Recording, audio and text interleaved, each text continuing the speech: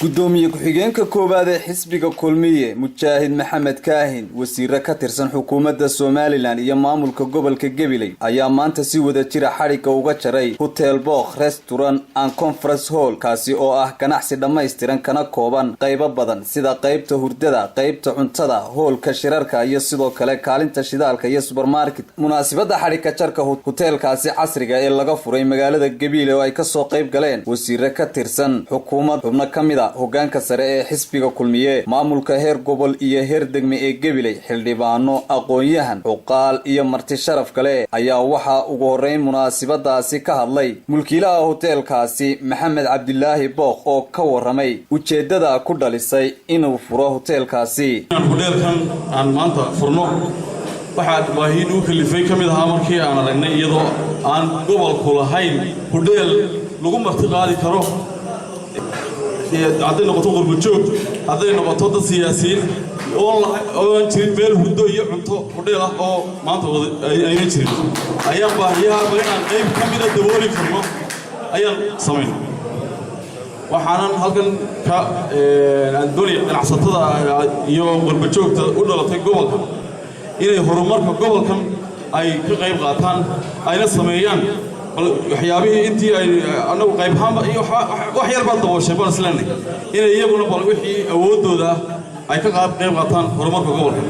sidoo kale waxa halkaasi ka hadlay gudoomiyaha ganacsatada gobolka Gabiley Cali Xaaji Nuur Suldaan Ibraahim Jaamac Samatar maayirka magaalada Gabiley Maxamed Aamin Cumar Cabdi barasaabka gobolka Gabiley Xamse Maxamed Cabdi iyo sidoo kale xubno kamid ah hogaanka sare ee xisbiga kulmiye waxana mas'uuliyiintaasina hadaladoodii kamid ahaa markii dhisayay ustaadadii looma dhoofine dalka laga helay looma dhoofine dalka laga helay محمد آلي أدوان وبعضنا إنه ما أنت كسو كرديو قبل كي قبيلة مقالة قبيلة وتال عصرية أو وحول بس وجرة وحقلوا وحر ما يصير يلا مركب ولا قبيلة هاي الحرون تدقالها دلكا هذا ما أنت ودال كابوه وحول تلابك وادي هاي إما القلب بدن تماطو إن كان عسب بدن كل كاني وهل مياه حسب كان بشرح أنا وهالكا إنه فريسيني عشان صيب بركة بعضي. قال كانوا كفروا يقومون كقبيلة هذا من هاي الحسب الكلية فريس وقبيلة وانين وكي كتب يوشاعي ما أنتنا سووا دبابة وحريق على كفرين. runtii saa laga dhawaajiyay waa hodaalkii ugu horeeyay noociisa wax badan buu isugu jiraa kaalintii supermarketkii hurdadii cuntadii oo runtii markii uu horeysay Gabiley laga sameeyay dadku waxay isweydiinayaan Gabiley laakiin sharaf bay noqotay Maxamed Cabdilaahi oo nin reer Gabiley inuu mashruuca inta la Gabiley ka hirgeliyo inta ka qayb qaadano